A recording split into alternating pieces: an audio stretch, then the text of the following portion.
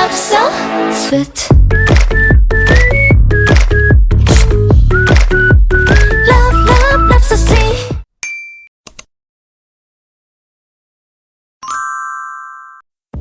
Hai, assalamualaikum anak-anak. Pada pertemuan hari ini kita akan mempelajari materi tentang tema 7 subtema 1 pembelajaran 1. Harus semangat ya untuk belajar hari ini. Lihatlah tempat tinggalku. Udaranya sejuk, tanahnya subur. Dikelilingi sawah dan kebun. Tempat hewan ternak bermain dan berkumpul. Inilah tempat tinggalku. Kaya hasil kebun dan sayur mayur. Berlimpah susu, daging, dan telur.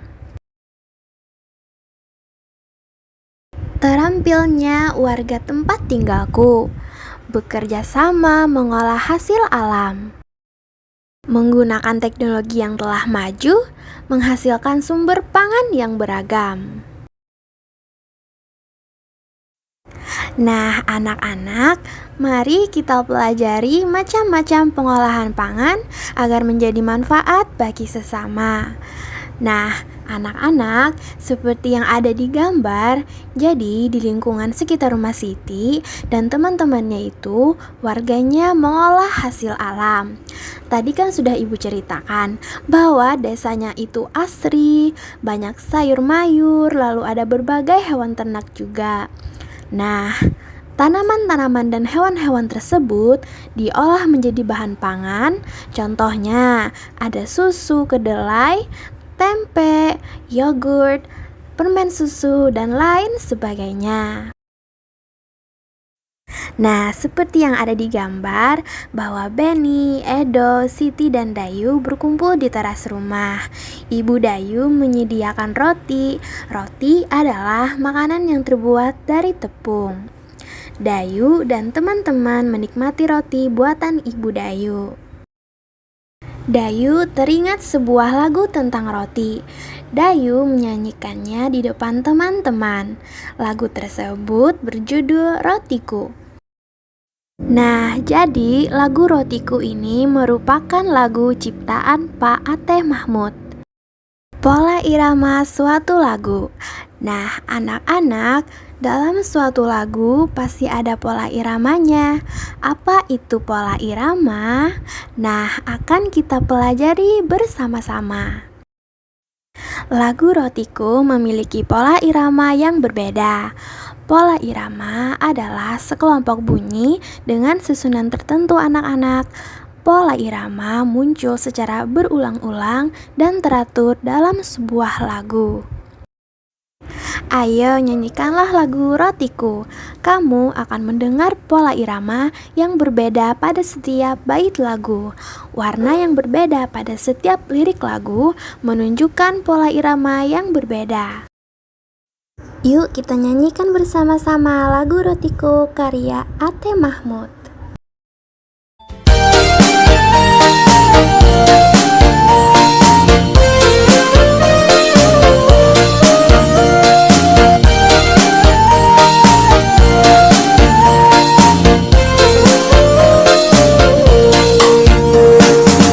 Rotiku bersegi empat, kulitnya berwarna coklat.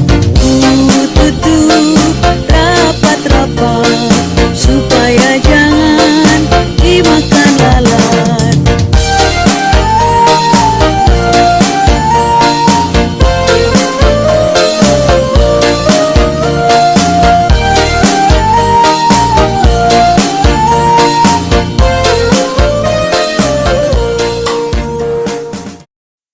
Nah, kita sudah menyanyikan lagu berjudul Rotiku karya Ateh Mahmud. Cobalah meminta temanmu menyanyikan lagu Rotiku.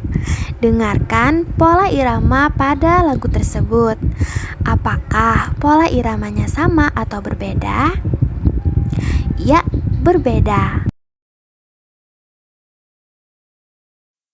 Siti menunjukkan sebuah teks bacaan kepada teman-temannya. Isinya tentang teknologi pangan. Nah, tahukah kamu apa arti teknologi pangan? Ayo, kita baca teks bacaan yang ditunjukkan oleh Siti. Teknologi pangan. Alam Indonesia sungguh kaya. Kacang kedelai, jagung, dan kelapa adalah hasil pertanian. Telur, daging, dan susu adalah hasil peternakan. Semua itu adalah sumber pangan kita. Pangan artinya makanan. Alam Indonesia menyediakan sumber pangan kita. Hasil panen dan ternak yang melimpah memberi makanan yang cukup bagi kita. Akan tetapi, hasil pertanian dan peternakan tidak dapat bertahan lama. Makanan itu dapat membusuk, makanan busuk harus dibuang. Hasil panen harus diolah agar tidak cepat membusuk. Mengolah hasil panen dilakukan dengan teknologi pangan.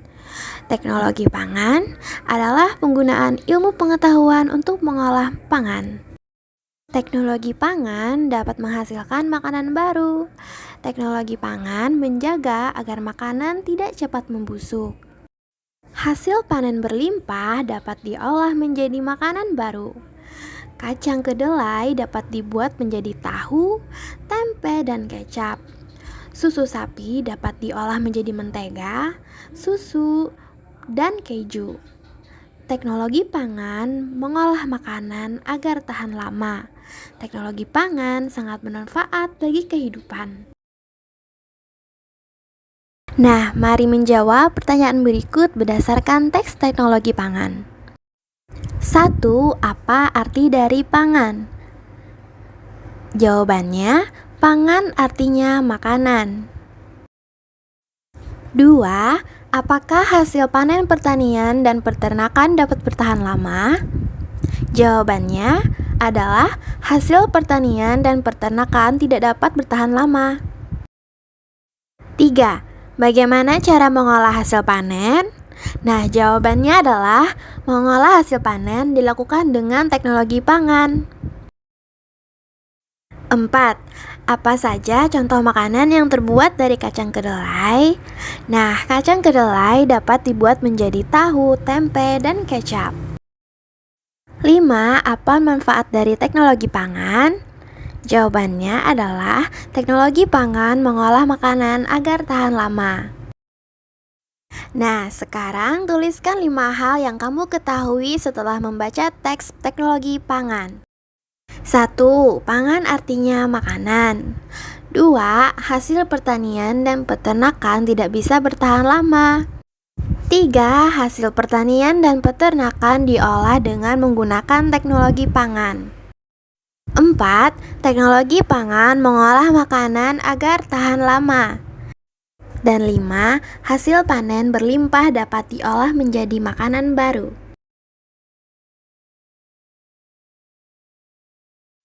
Ibu Edo sedang membuat tahu.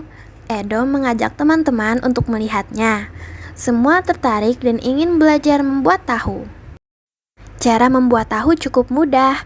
Pertama, ibu menghaluskan dan merebus kedelai.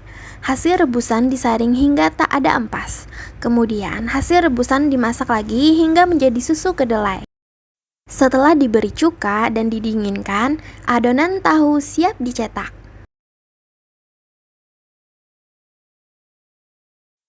Mari kita belajar luas permukaan suatu bidang. Ibu Edo mengukur luas kain untuk menyaring tahu dengan menggunakan satuan tidak baku, kain A dan kain B. Nah, satu buah persegi ini disebut satuan luas. Kain menutup seluruh permukaan tahu. Setelah tertutup, kemudian diukur dengan menggunakan satuan luas, maka akan terlihat seperti gambar di bawah ini. Edo dan teman-teman menghitung banyak tahu yang menutupi seluruh permukaan kain A dan kain B. Kata Edo, banyak satuan persegi yang menutup tanpa celah pada satu tempat menyatakan luas tempat tersebut.